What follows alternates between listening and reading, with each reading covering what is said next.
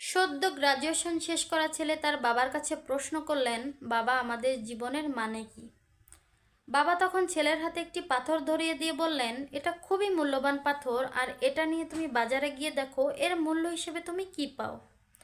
সে তখন সবজি বিক্রেতার কাছে গেলেন এবং সবজি বিক্রেতা পাথরটি দেখে বললেন, এটার তো কোনো মূল্য নাই, এর মূল্য হিসেবে আমি তোমাকে 1 কেজি সবজি দিতে পারি।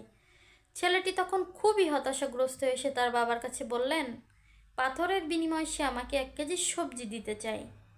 তখন সে বললেন, স্বর্ণকারের কাছে যাও আর দেখো সে কি বলে। স্বর্ণকার এই পাথরটি দেখে বললেন, এটা তো খুবই মূল্যবান পাথর, এর বিনিময়ে আমি তোমাকে আমার দোকানটিই দিয়ে দিতে চাই।